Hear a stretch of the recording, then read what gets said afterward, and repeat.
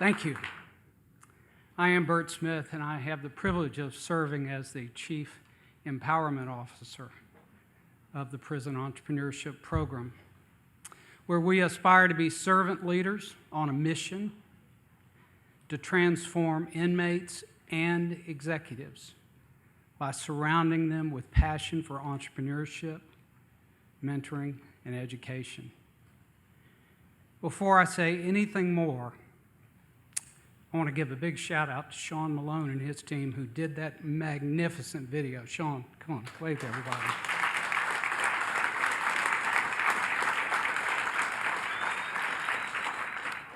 You know, the United States is the most intensely incarcerated nation in the world.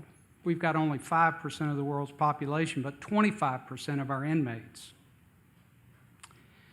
While we've done a really good job of defining criminal behavior and capturing and convicting criminals and locking them up, we've really not done a very good job of preparing them for their inevitable return to our free society. In fact, as you saw, generally 2/3 of the men and women released as felons this year will commit a new crime and return to prison within 3 years. That is horribly expensive. It's debilitating for the inmate. It's certainly costly for the victims of those needless crimes. And maybe the saddest thing is the injury to the children. Something like 70% of children whose parents are incarcerated will one day wind up in the criminal justice system themselves. But why is it that our prison gates have become such rapidly revolving doors? We believe that one of the key contributors is unemployment. Go figure. With a lack of purpose and place, as well as the paycheck, crime becomes the old lifestyle, becomes the almost inevitable choice. So our idea, as you saw, is to train these men up. Teach them how to start and run honest businesses so that we at least take economic desperation off the table. We begin teaching at a college level, mostly to men who are GED equivalent acquired in prison. The goal is very high. It's so high that they're shocked when they first hear that this is what's expected of them in the program. But they will identify a plan for a business they want to start on release, research that plan, write a 10-page business plan, including a multi-year financial forecast, and most importantly, pitch it hundreds of times to panels of volunteer executives whom we recruit from the free world to come in and be the sharks in our tank. The results are pretty magnificent. Now, for over 5 years, every one of our graduates has found his first job within 90 days of release at a wage of about 60% above minimum wage. Yeah, about more than 200 businesses have been started, including 6 that will gross over $1 million a year this year. Yeah. And public safety is just remarkably improved. Our average 3-year recidivism rate now is just under 7%. So these things can work. I want you to meet just 3 of the many individuals who are involved in helping make PEP as successful as it is. They're my co-workers and also examples of success. 2 of them you saw on the screen. I want you to greet all of them now. I'll start with yeah. Come on, guys. Well, I'll let them introduce themselves. Go ahead. Hello, everyone. My name is Brian Kelly, and I'm the reentry manager for PEP in the North Texas area. I lead a team of reentry soldiers that help men in our program get out and chart and maintain a course of success when they get out. And I know something about that path myself. I was once a number, a statistic. I was called an inmate. In Texas, I was called an offender. I'm not a number. I'm not an offender. I'm a human being deserving of another chance who wants to take advantage of that chance.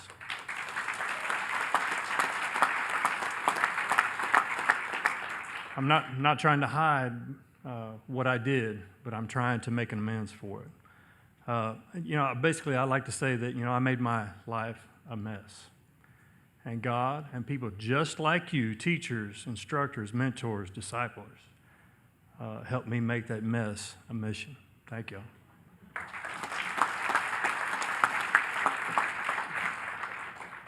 Good afternoon, ladies and gentlemen. I am Manuel Rodriguez, and I'm a reentry coordinator with the Prison Entrepreneurship Program. And in our next breakout session, I'll speak about what makes the Prison Entrepreneurship Program unique, specifically in our reentry work. Thank you. Good afternoon. My name is Pat McGee. I'm the Prison Initiatives Manager for the Prison Entrepreneurship Program. And I'm also a product of the Prison Entrepreneurship Program. Excuse me, I'm kind of flustered right now. I'm also a product of PEP. After 17 and a half years in Texas Department of Criminal Justice, I was blessed to be chosen as a servant of PEP for my last 3 years while I was in prison. When I say that I'm a product of PEP, I'm a product of the core values of PEP. I am with a fresh start outlook, sprinkled with a lot of accountability and integrity, the outcome. Before coming to the Prison Entrepreneurship Program, I had no values. My belief windshield was cloudy, it was muddy, and what I left with was the idea that now I'm able to live between the wings. So for the last 9 years, I've had wings to live between. I've had values in my life, 10 driving values, core values, and it's a blessing to be here amongst you, friends, new friends, going to be friends, family. Because as you can see, we're here, the code of PEP is program is in our name, but a program is not what we are. We have a saying in PEP that we do life together. And that's what we're doing together, life. So thank you for having us.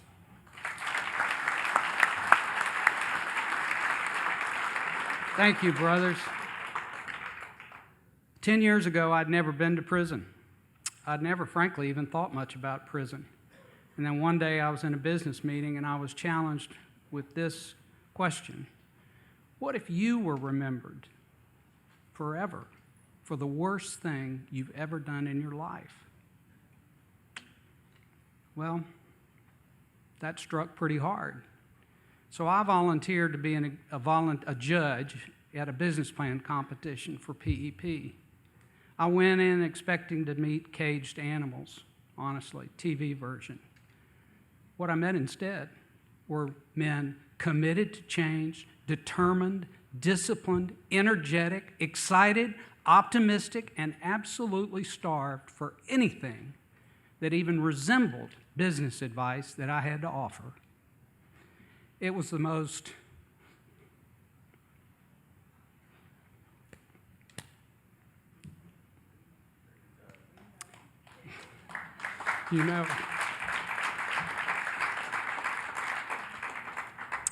it was transformative.